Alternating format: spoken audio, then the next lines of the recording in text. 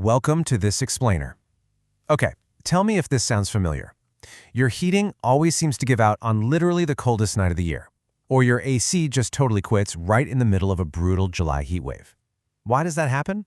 Well, today we're going to unpack the fascinating and, let's be honest, incredibly frustrating science of what extreme weather actually does to your home's infrastructure. We're looking specifically at the absolute mechanical beating your HVAC system takes. All right, let's dive right into this.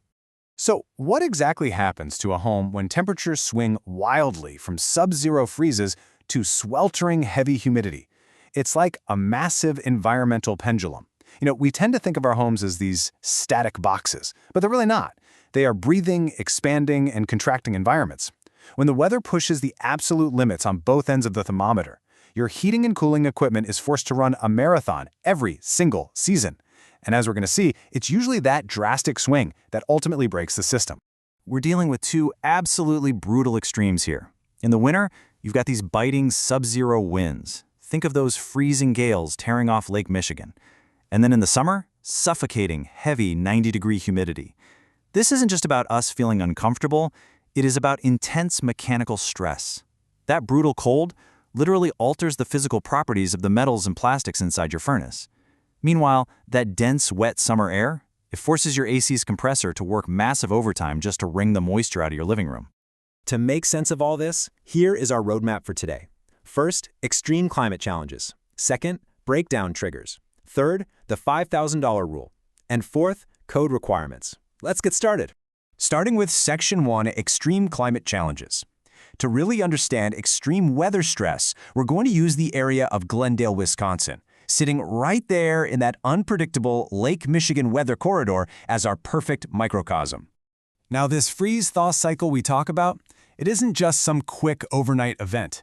It is drawn out over 6 incredibly grueling months.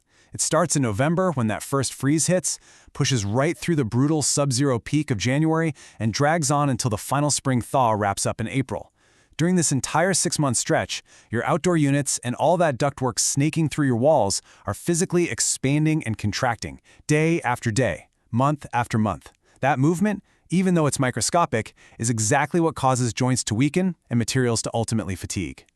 But here's the thing, the weather doesn't act alone. Regional vulnerabilities totally compound the issue. For instance, if you live in an older neighborhood like those near Clutch Park in our Glendale example, you're probably dealing with 1950s ductwork.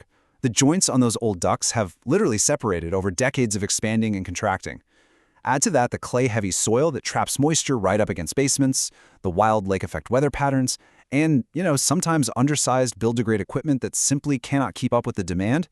It really is a perfect storm for mechanical failure. Moving on to Section 2, Breakdown Triggers.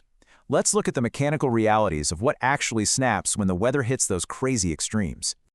You see, when your HVAC system breaks down, it's rarely just one random part suddenly deciding to give up the ghost. No, it's almost always a chain reaction of system failure.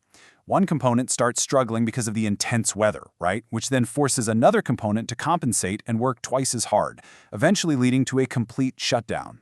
Understanding this chain reaction is absolutely crucial to knowing why regular maintenance matters so much.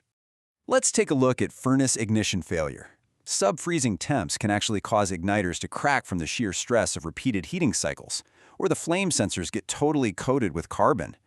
Think about it. Your furnace has been sitting completely idle all summer long. Suddenly, a massive cold snap hits in November. Your thermostat calls for heat, the system clicks, and nothing happens. The burner won't light because that tiny igniter or sensor just couldn't handle the sudden, intense demand after months of doing absolutely nothing.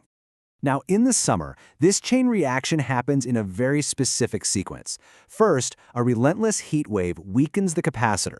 That's the little part that gives the electrical boost to start your motor. Second, without that full boost, the compressor motor really struggles to start.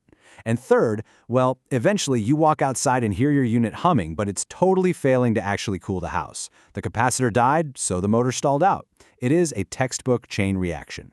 And this leads us to one of the absolute strangest paradoxes in home maintenance, the frozen evaporator coil. Picture this. It's the dead of summer, it's 95 degrees outside, and yet your indoor unit turns into a solid block of ice. Crazy, right? Why does that happen? It all comes down to restricted airflow. If you have a clogged air filter or a sluggish blower motor, not enough warm air blows over the coil. Without that warm air, the refrigerant drops the coil's temperature way below freezing, pulls humidity out of the air, and instantly turns it to ice. All right, that brings us to Section 3, the $5,000 rule.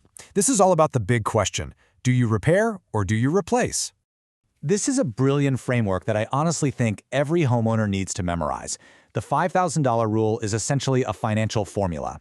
You just multiply the age of your HVAC unit by the estimated repair cost. The number you get dictates whether it makes financial sense to fix the old system or just bite the bullet and replace it entirely. It's fantastic because it takes all the emotion and the frantic guesswork right out of a very stressful situation. Let's do the math real quick. Say you have a 15-year-old furnace facing a $400 repair. 15 times 400 equals $6,000. Since that $6,000 is greater than our $5,000 threshold, it is time to replace it.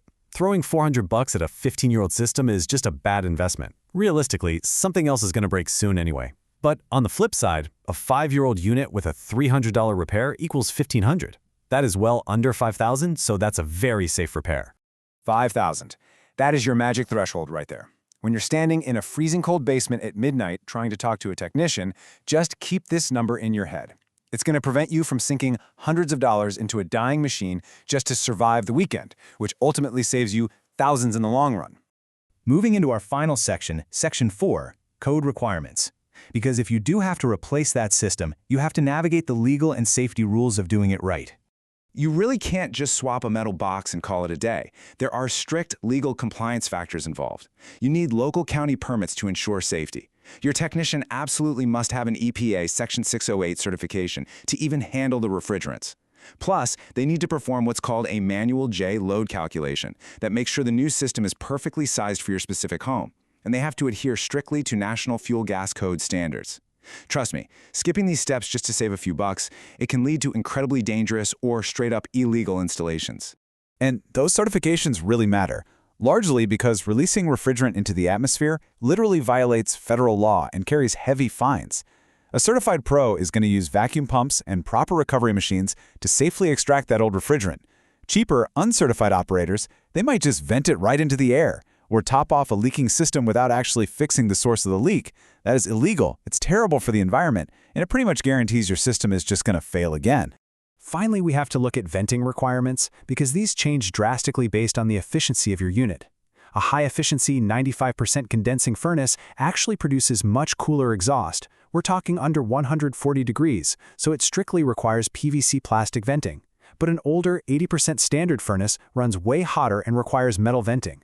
Now, if someone doesn't know the code and mixes these up, like say using plastic piping on a hot standard furnace, that pipe is going to melt, fail prematurely, and introduce a massive carbon monoxide hazard right into your home. Definitely not something to mess around with. Which leaves us with this final, absolutely vital question. Is your home's infrastructure truly prepared to survive the next seasonal extreme? We've seen how that brutal freeze-thaw cycle just punishes equipment. We've seen how tiny, seemingly small failures trigger massive chain reactions. And we've seen the strict codes required to fix it all safely. So what you should take away from this explainer today is the absolute power of preventative maintenance. Do not wait for the sub-zero freeze or that sweltering July heat wave to find out your system's limit. Check your maintenance history today, because as we've learned, extreme weather takes no prisoners. Thank you so much for exploring this with me.